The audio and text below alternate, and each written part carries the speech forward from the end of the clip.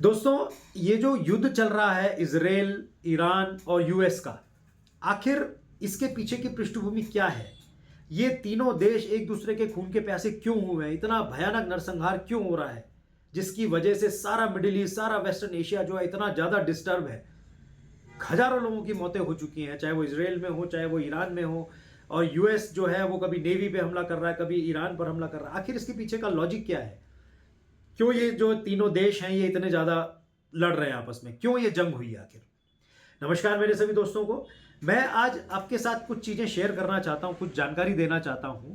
और ये भी चाहता हूं कि आप मुझे, अगर कहीं पे मेरी कोई कम जानकारी हो तो आप मुझे उसमें कमेंट बॉक्स में जरूर करके बताएं। मैं ये बताना चाहता हूं कि आखिर ये देश जो है इजराइल और ईरान, ये आखिर युद्ध में पड़े ही क्यों? ये क्यों पड़ रहे हैं? क्यों इनमें आपस में इतना झगड़ा हो रहा है? इसके लिए थोड़ा सा इतिहास की ओर चलते हैं। मैं आपको बात बताता हूं 1948 से पहले की।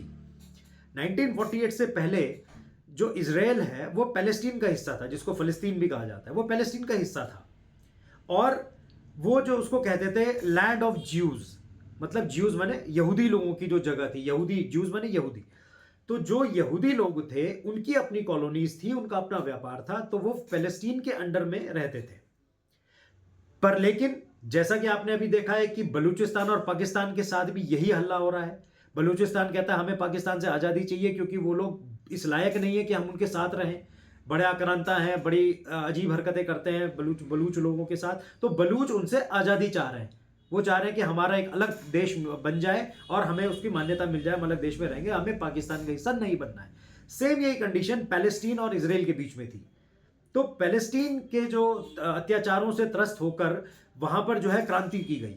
और क्रांति करने का फलस्वरूप क्या हुआ कि 1948 में, 17 मई 1948 में इजराइल नाम का देश अलग बना, जिसको कि स्टेट ऑफ ज्यूज कहा गया, स्टेट ऑफ इजराइल कहा गया। इजराइल जो शब्द है उसका जो शाब्दिक अर्थ है वो एक अलग विषय है, जो कि वो जैकब के नाम पर पड़ा, जो उनके धर्मगुरु हुआ करते थे जैकब के नाम पर। वो एक अलग कहानी, उसको छोड़ देते हैं फिलहाल। पर लेकिन इजराइल जो है वो यहूदियों की एक देश बना गया, जिसमें प्योरली यहूदी ही थे।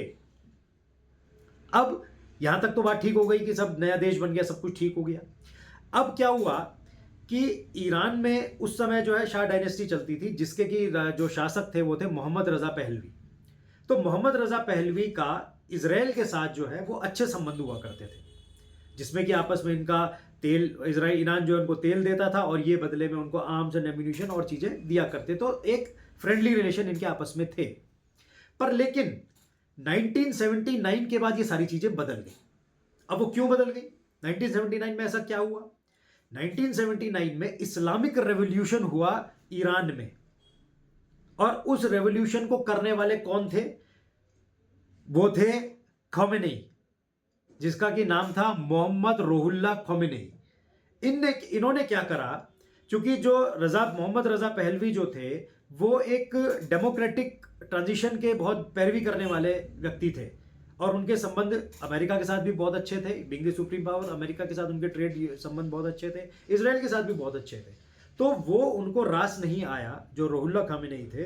उन्होंने ये कहा कि नहीं भाई, हमारा जो इलाका है, चूंकि ये मुस्लिम बहु इलाका है, तो इसीलिए ये टोटल जो है इस्लामिक रेवोल्यूशन, उन्होंने वहां पर एक क्रांति खड़ी करी कि हम इसको totally Islamic Republic of Iran बनाएंगे। तो 1979 में ये जो है सारी की सारी चीजें खड़ी हुई। और 1979 में ये जो विद्रोह हुआ, जो शाह डायनेस्टी के खिलाफ जो विद्रोह हुआ, जिसमें कि मोहम्मद रजा पहलवी उस समय के शासक थे, उनको हटाया गया। उसके बाद ये जो है इंपीरियल स्टेट ऑफ ईरान से उसका नाम बदलकर इस्लामिक रिपब्लिक ऑफ ईरान बनाया गया। इंपीरियल स्टेट ऑफ ईरान से बदलकर इस्लामिक रिपब्लिक ऑफ ईरान बनाया गया। और यह कहा गया कि हम इस एरिया के, मतलब जो गल्फ कंट्रीज हैं, उसके सारे रहनुमा हम ही हैं। और हम इस्लाम का जो रेडिकल, जो इस्लामिस्ट कंट्रीज है, हम उसके अंदर शामिल होंगे। हमें इस्लामिक लोगों के अलावा किसी और को अपने यहां रखना बर्दाश्त नहीं है। तो इसके कारण से ईरान ने हमेशा इजराइल को जो है, हमेशा ये समझ के कि ये लोग जो है ज्यूज लोग हैं, ये हमारे लिए अच्छे नहीं है, इनको खत्म करने की ठानी। इनको जो है एक ऐसा समझिए कि कोड जैसा माना गया कि नहीं साहब, ये हमको, इजराइल को तो खत्म करना ही करना है, ये हम इनके साथ उस रूप में संबंध नहीं रखेंगे। तो 1979 के बाद जितने भी इजराइल और ईरान के संबंध थे वो बिल्कुल खत्म हो गए। और अब लड़ाई क्यों शुरू हुई? लड़ाई इसलिए शुरू हुई कि आपने कभी जो मैप देखा होगा, वर्ल्ड मैप में आप देखेंगे इजराइल जो है बहुत छोटी सी कंट्री है, बहुत छोटा सा देश है, और उसके चारों तरफ जो है रेडिकल इस्लामिक कंट्रीज हैं, जैसे सीरिया, लेबनान और आपका पैलेस्टीन, जॉर्डन, ये इसकी सीमाओं से घिरा हुआ है। तो ईरान ने क्या करा? ईरान ने इन सभी देशों के ऊपर अपना प्रभुत्व जमा कर अपने टेररिस्ट संगठन को इजराइल के अगेंस्ट में वहां पे खड़ा कर दिया, जिसको कहते हैं ट्रिपल एच, 3H। वो 3H क्या है? हुती, हिजबुल्ला और हमास। तो सीरिया में, पैलेस्टीन में और आपका लेबनान में इन तीनों को डिप्लॉय कर दिया कि साहब आप जो हैं आप लगातार इजराइल पे हमला कीजिए और इसको खत्म कीजिए, क्योंकि ये जो तीनों जो टेररिस्ट संगठन, आतंकवादी संगठन है, ये ईरान का ब्रेन चाइल्ड है, ईरान के ही बच्चे हैं ये, ईरान ही इनको सारा आर्म्स एंड एम्यूनिशन और फंड को सपोर्ट करता है। तो इन्होंने जो है इजराइल के अगेंस्ट में खड़े कर दिया और इनका लगातार युद्ध भी चलता है, जो कि आपने अभी लगातार अभी पिछले साल भी आपने देखा हमास और हिजबुल्ला ने जो किस तरीके से इजराइल पे अटैक किया। तो इजराइल जो देश है वो 1948 से लेकर आज तक अपने अस्तित्व के लिए लड़ रहा है, उसको और कोई किसी से परेशानी नहीं है, वो सिर्फ अपने अस्तित्व के लिए लड़ रहा है। भैया हमें एक देश के रूप में हम अगर स्टैब्लिश हो गए हैं, जब यूएन ने हमें मान्यता दे दी एक देश के रूप में, तो फिर हमें भी चैन से जीने दो। तो इसीलिए इजराइल ने अपनी टेक्नोलॉजी को इतना जबरदस्त बढ़ाया है कि आज जो उनकी इंटेलिजेंस एजेंसी है, जो मुसाद जिसे कहते हैं, वो number 1 agency of the world कहा जाता है उसको, दुनिया की सबसे नंबर 1 एजेंसी है मुसाद। CIA भी उसके बाद आती है। तो इजराइल जो है बेसिकली जो लड़ाई लड़ रहा है वो अपने अस्तित्व की लड़ाई लड़ रहा है कि आप हमें जीने दीजिए, नहीं जीने देते तो ठीक है, आप भी लड़ो, हम भी लड़ रहे। अब हुआ क्या? ईरान ने 1979 में जब इस्लामिक रेवोल्यूशन हुआ तो उसके बाद मोहम्मद रुहुल्लाह खोमेनी जो है वो बन गए वहां के शासक, और उसके बाद 1981 में उनकी जब डेथ हुई थी, उसके बाद उनके जो बड़े करीबी थे वो थे अयतुल्ला अली खामेनी, जिनकी अभी 28 फरवरी को जो अभी डेथ हुई है, वो और प्लस उनके जितने भी मंत्रिमंडल के लोग थे या बहुत टॉप ब्रास आर्मी के लोग थे, उनकी अभी डेथ हो गई है अमेरिकी हमलों में। तो उसके बाद 81 से लेके 89 तक वो वहां के राष्ट्रपति बन गए, अयतुल्ला अली खामेनी, ये वहां के राष्ट्रपति बने। वो उनके बड़े करीबी हुआ करते थे रुहुल्लाह खामेनी के। अब वो राष्ट्रपति बन गए। He was the radical Islamist person, जिसको बिल्कुल कट्टरपंथी कहा जाता है, एकदम कट्टरपंथ वाले कि हमें इस्लाम के अलावा कोई बर्दाश्त ही नहीं है, कुछ चीज़ हम नहीं बर्दाश्त कर सकते।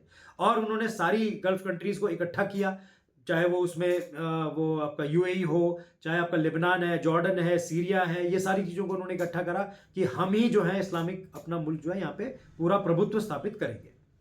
और 1989 से लेके और अब तक 2026 तक अयतुल्ला अली खामेनी ही वहां के सुप्रीम लीडर बने। ना तो वो राष्ट्रपति थे, ना ही वो प्रधानमंत्री थे, पर लेकिन एक वो धार्मिक नेता थे जिसका कि एक्सेप्टेंस वहां के लोगों ने हमेशा किया। अब क्या हुआ? अमेरिका इसमें कहां से बीच में आ गया?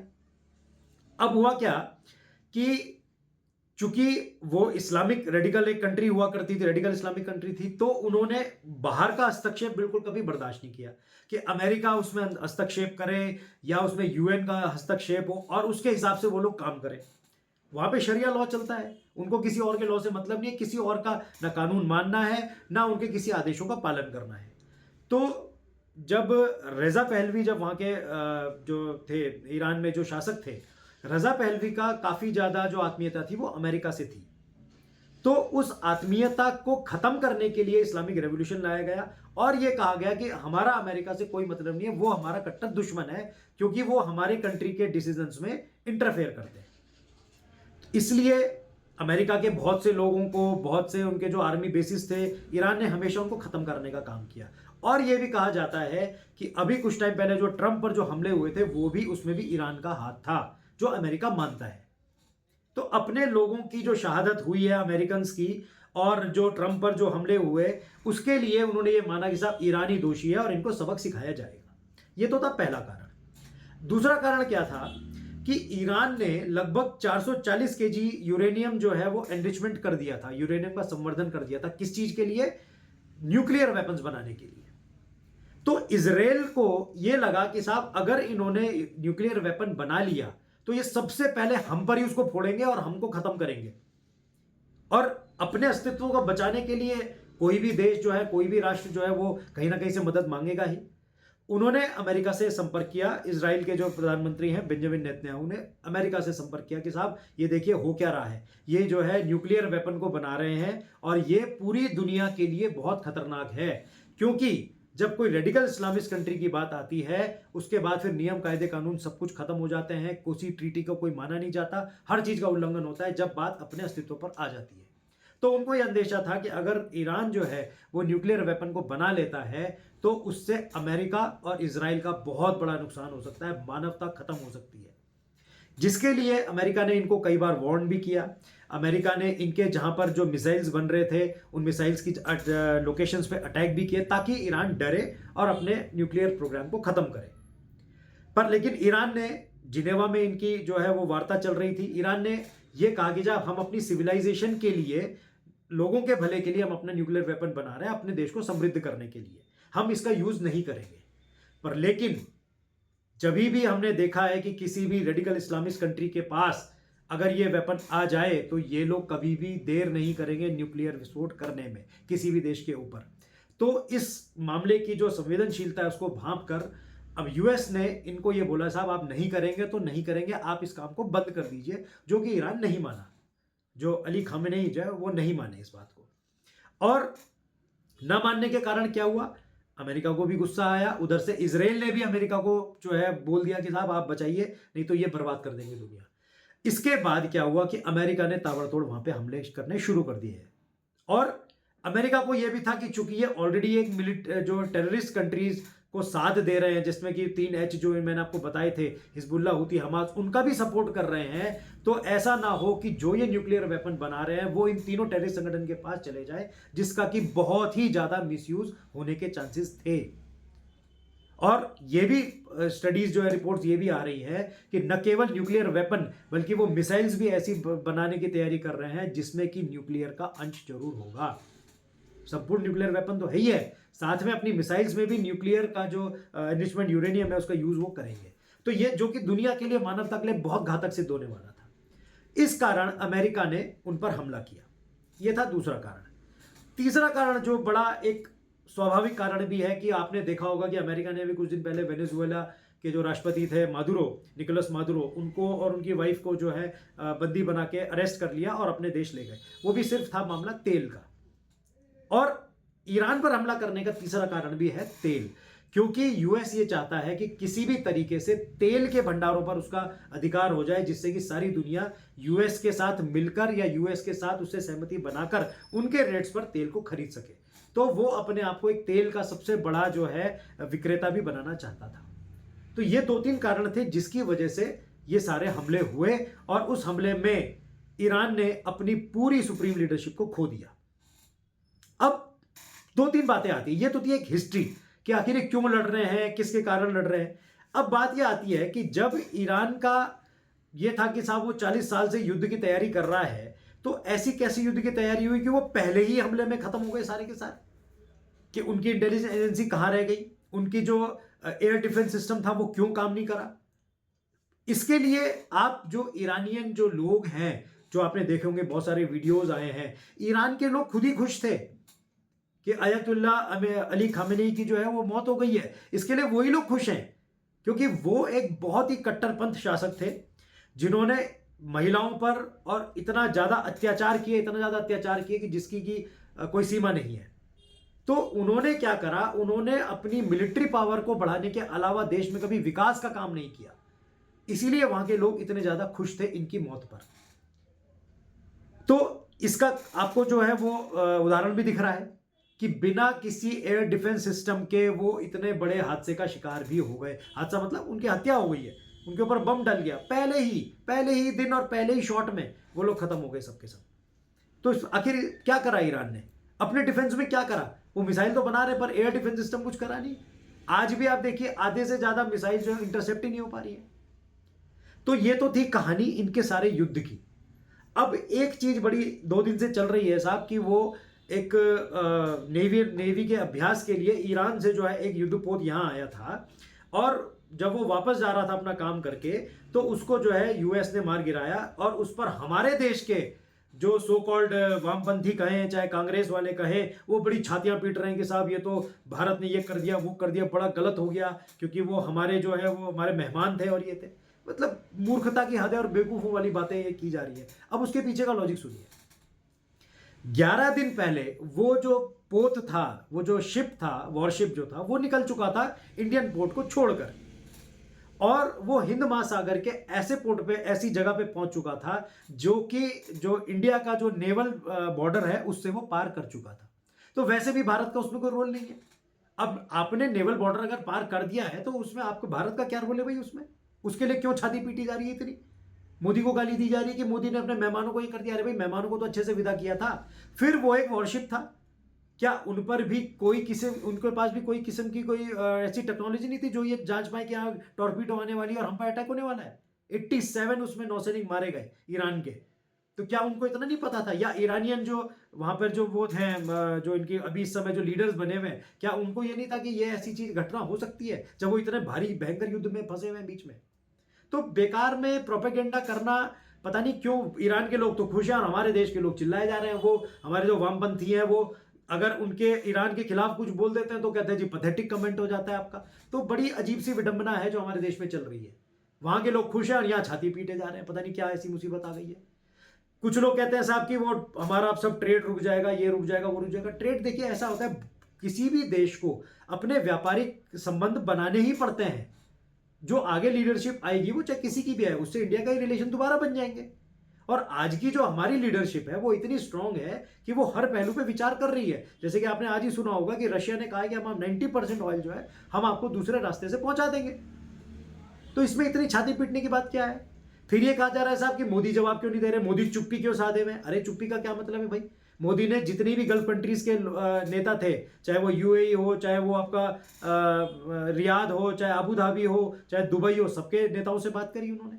और जितने हमले ईरान ने यहाँ किए थे, ईरान ने कहा तो ये कि हम आर्मी जो अमेरिकन ने जो नेवल बेस हैं उनको हम खत्म कर रहे हैं, पर लेकिन आप शहरों में भी गिरा रहे हैं मिसाइलें अपनी। और तो और आपने जो है वो जॉर्डन में भी गिरा दी, साइप्रस में गिरा दी। तो भाई आपको, जब आप किसी का सहयोग ले नहीं पा रहे तो फिर आप अकेले चौधरी क्यों बन रहे हैं? और हमारे देश के नेता जो मोदी से जवाब मांग रहे हैं, बड़े आश्चर्य की बात है। ना तो वो खामेनेई जिनकी डेथ हुई, वो ना तो कोई राष्ट्रपति थे ना प्रधानमंत्री थे। He was a supreme leader only. भले उनके पास पावर सारी थी, but he was a supreme leader only. जहां तक व्यापारिक संबंध की बात है, व्यापारिक संबंध पहले भी थे, आगे भी हो जाएंगे। जब ये युद्ध शांत होगा, जो भी वहां का लीडर बनेगा उससे व्यापारिक संबंध दोबारा बन जाएंगे। कोई इतनी बड़ी कहानी नहीं है। पर लेकिन यहाँ छाती पीटना कि मोदी जवाब नहीं दे रहे, क्या जरूरत है? हमारे विदेश मंत्री ने जवाब दे दिया, उनसे बात भी कर ली, ईरान के विदेश मंत्री से भी बात कर ली, बात खत्म हो गई। इसमें इतना छाती पीटने की जरूरत क्या है? इतना ज्यादा परेशान होने की और मोदी को गलियाने की कोई बात ही नहीं है। तो कुल मिला के दोस्तों बात यह है कि इजराइल जो है वो लड़ रहा है अपने अस्तित्व के लिए, ईरान लड़ रहा है इसलिए कि उसकी अपनी गलतियां अब उस पर भारी पड़ गई कि उन्होंने अपने देश को विकसित करने के बदले खाली मिसाइलों पे दिमाग लगाया आज तक, और मिसाइलों पे भी ऐसा दिमाग लगाया कि पहली मिसाइल में खुद ही समाप्त हो गए। यूएस इसलिए लड़ रहा है कि उसको अपना प्रभुत्व भी वहां पे चाहिए और तेलों पे भंडार पे भी उसको अपना काम चाहिए। अब आपने एक सुना होगा नाम कि स्ट्रेट ऑफ हॉर्मुज के ऊपर बात हो रही है कि साहब स्ट्रेट ऑफ हॉर्मुज बंद हो गया तो सारा यूरोप जो है बर्बाद हो जाएगा, सब कुछ हो जाएगा। अब ये स्ट्रेट ऑफ हॉर्मुज क्या है? स्ट्रेट ऑफ हॉर्मुज जो है वो एक ऐसा कैनाल है जो कि जो बे ऑफ फारस जो है, फारस की खाड़ी और ओमान की खाड़ी को बीच में मिलाता है, जिसके बाद हमारा सारा बाकी का यूरोप शुरू होता है। तो ईरान ने स्ट्रेट ऑफ हॉर्मुज पर रोक लगा दी है। निश्चित रूप से कुछ समय के लिए तेल की सप्लाई या और तेल के दामों पर बहुत फर्क पड़ेगा, पर लेकिन ऐसा नहीं है कि वो हमेशा के लिए बंद हो जाएगा। यूएस ने भी ये कहा है फिलहाल कि चाहे हमारी यूएस नेवी वहां के शिप्स को एस्कॉर्ट करेगी, उनकी सेफ्टी को सुनिश्चित करेगी, पर हम स्ट्रेट ऑफ हॉर्मुज को बंद नहीं होने देंगे। तो इसीलिए ऐसा नहीं है कि दुनिया के जो राष्ट्राध्यक्ष हैं वो इस बारे में सोच नहीं रहे, सब लोग सोच रहे हैं, पर लेकिन ईरान जो आज जिस स्थिति में है उसका वो खुद ही खामियाजा भुगत रहा है। उसने जो अपनी गलतियां करी हैं उसका खामियाजा खुद ही भुगत रहा है। तो इसलिए इस युद्ध को समझने के लिए मैंने एक छोटा सा आपको एग्जाम्पल दिए थे कि इजराइल क्यों लड़ रहा है, ईरान क्यों लड़ रहा है और उसके बीच में यूएस की एंट्री क्यों हुई है। इसलिए अगर आपको कुछ और इसमें सुझाव देने हैं तो आप मुझे ज़रूर कमेंट बॉक्स में बताइए, और बाकी आगे देखिए युद्ध का क्या होता है। हालांकि युद्ध बिल्कुल अच्छी चीज़ नहीं है, मानवता और मानव सभ्यता के लिए बिल्कुल ख़राब चीज़ है। मैं कभी भी किसी युद्ध का पक्षधर नहीं हूँ, और ना ही मैं यूएस का पक्षधर भी हूँ। पर लेकिन यूएस का जो एक स्टेटमेंट था, any radical Islamist country can not have a nuclear weapon, मैं इसका सपोर्ट निश्चित रूप से करता हूँ। बहुत बहुत धन्यवाद।